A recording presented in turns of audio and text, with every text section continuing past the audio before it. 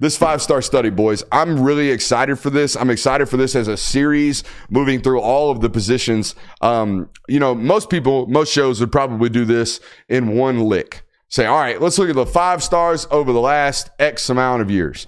I have extended this past that, okay? Particularly when we get into specific positions, like tonight's position, linebacker. Linebacker is a position unlike quarterback, where quarterback, you might have 5 stars in one singular class. At linebacker, you might only have 1 or 2. So I didn't think we were going to get a large enough sample size with just that, so I've extended it to the top 100 players.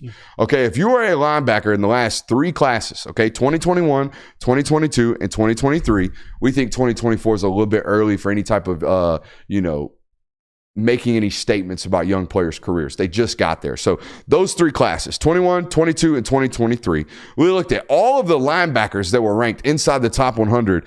And boys, I found some pretty interesting things. And now, again, I do this every once in a while.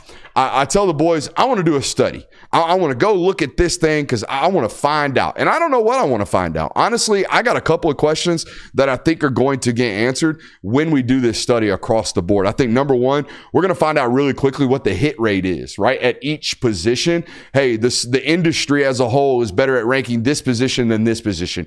God, they're awful here. You know what I mean? Like, we're going to find that out through this type of study. What does the industry miss most on is what I'm just trying to explain to you right there. We're going to find that out as well. What do they hit on?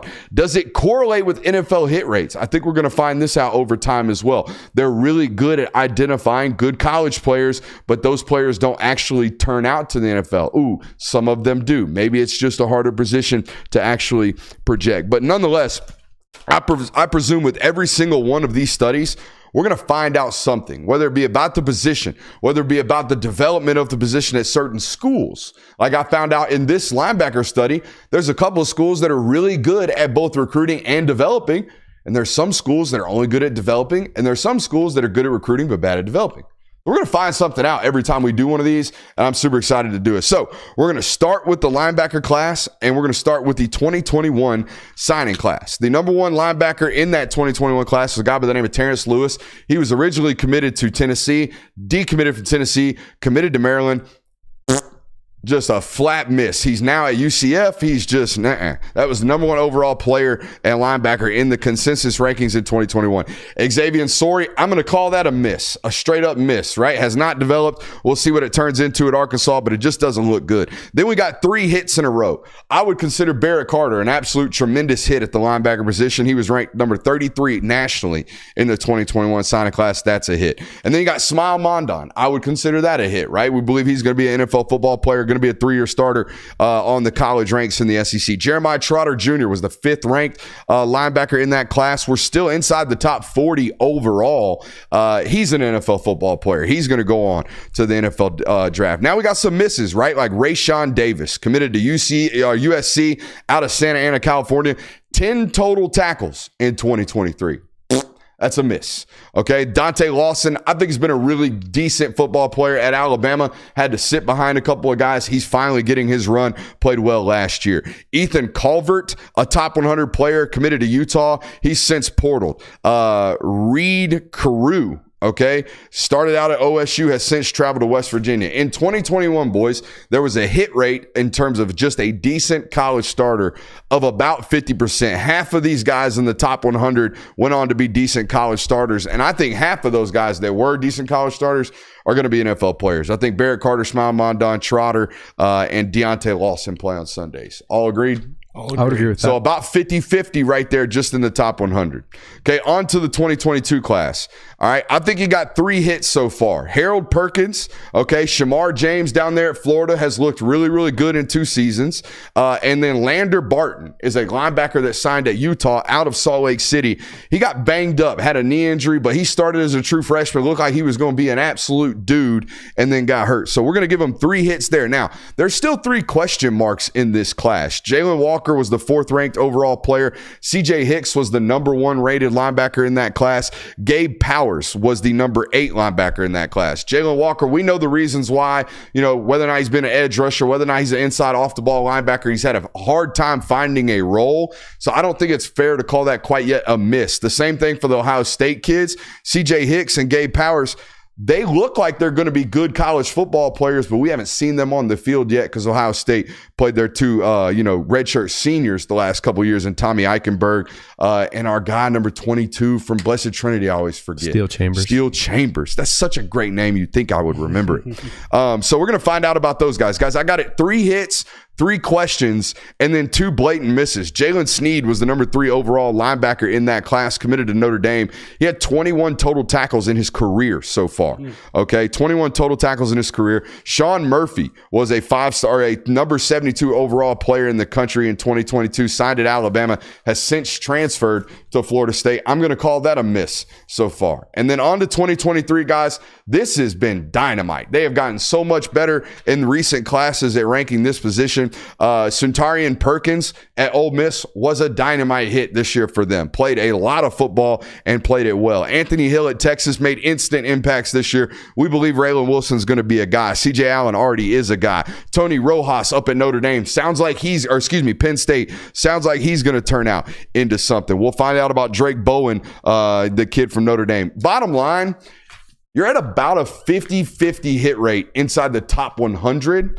But overall, this position nationally is filled out by a completely different group than guys who were even ranked close to the top 100. Most of these guys, in fact, are ranked somewhere around 450. I ran it today. According to PFF, they had a list of 10 linebackers, okay, all the way from Harold Perkins to Jeffrey Bassa, the former safety converted to linebacker out there at Oregon. These top 10 linebackers, according to PFF, I added Smile Mondon because they're idiots and left them off the list, okay? Those 11 linebackers who represent the top 11 linebackers in college football in 2024, their average high school consensus ranking was 437th overall. And boys, that does not include Jalen Ford, who is arguably one of the better linebackers in the sport at Texas, who was ranked 1,200th coming out of high school, and Cal Halliday, who is arguably one of the best linebackers in the Big Ten at Michigan State, who is 967th. Out of high school. Just giving you a lot of raw data right there, gentlemen. Off the top of your head, what sticks out most to you? 50-50 hit rate honestly doesn't surprise me that much. That kind of seems to be a mark of, like, whenever we talk about any type of hit rate when it comes to players. Give me a coin flip. Yeah, give me a coin flip on it, like NFL draft, whatever you want to call it. I mean, that seems to be the consensus. The rankings, though, like for the top 11 linebackers or whatever, it being in the 400s, that to me is surprising. Do you think, my question would be at that point, like, do you think it maybe is just that, like, linebackers aren't set as a highly precedent when it comes to recruiting them, like compared to other positions? So most people that live in the recruiting world, in the rankings world, I should say, they will tell you that the rankings are an attempt to kind of mirror what NFL success is going to look like in the draft. So what they're telling you by not having 5-star running backs anymore, they're very rare, right, is they're trying to say, well, they don't draft these guys up there anymore. I would say that linebackers, when extremely good, have extremely high draft grades, right? Yeah. When just an average player, most of them all go in about the same range. And I think we're kind of seeing that play out in high school, right? Got a 50-50 hit rate on the great ones coming out of high school. And then most of the quality starters come out of the equivalent of the 4th to 7th round, right? Yeah. The 467th player in the country is a high school equivalent of like a 4th round draft pick, 5th round draft pick. And that's kind of where we see most of our starters in the NFL come out of the draft, if you really think about it. Some of the all-pros, they're first-round draft picks, they're second-round draft picks. But majority of the NFL starters, I would imagine, get drafted from 4 to 7. Mm-hmm. That's interesting. I never thought that the rankings did that. Looking at it just makes me feel old, man. Like, just like seeing like class of 2021 where guys are already seniors, some of them already declared for the drafts. Like, I remember like that class being heavily recruited. So just to see all that go by, it's yeesh. So I had a couple of primary takeaways, right? Georgia signs a lot of these guys. Georgia also gets a lot of these guys onto the field. Even if we still have questions about them, I've seen Jalen Walker damn near lead this team in sacks. Like, I've seen Jalen Walker get onto the field. I look at schools like Ohio State and Notre Dame who have recruited this position extremely well over all 3 of these classes. This list is littered with Notre Dame and Ohio State commits. They can't seem to get those guys onto the field, and not even from like a mop-up duty standpoint. Most of these guys play very little, if at all, and they either transfer or in some cases like CJ Hicks are waiting until year 3 to even crack the lineup. To me, what comes to mind with that discussion is, the linebackers play a massive role in Georgia's defense. That's your bread and butter right there. You got to have two great linebackers to really capitalize off of Georgia's defense and make the most of it. Whereas if I think of Ohio State's defense, I think of edge rushers, or I think of the secondary. They produce quite a bit of defensive backs out of there as well. So maybe it's just they're kind of more so prioritizing elsewhere on their defense, whereas Georgia, they put a lot of assets into that linebacker room. I think it's just you have to look at the common denominator there in Glenn Schumann, who is one of the best coaches in all of defensive college football. He's there, and I think he's probably been the difference maker for that. Yeah, Ohio State does have really strong edge players and really good DBs, but I think that's probably because, I think their linebacker room doesn't match up to the equivalent of that just because they don't have a guy like Glenn Schumann. Yeah. One school that I was impressed with just in terms of, even when they don't have 5 stars starting at the position, they've always played well, is Clemson. Yeah. Clemson has recruited decently in the last couple of classes at this position, and they developed guys, right? That 2021 class was massive. You signed 2 of the top 5 guys in the class, and Barrett Carter and Jeremiah Trotter both play a lot of snaps for you, and one's in the league now, or one's going to the league, and one's coming back next year, and it's the better one, Barrett Carter coming back. But then you also land Sammy Brown out of Jefferson. And I had my questions, I still do, about Sammy as a football player. But when I see the history of success, why can't Sammy Brown be a souped up, really, really athletic version of Skowski, the linebacker that they signed out of Northgate here in the state of Georgia?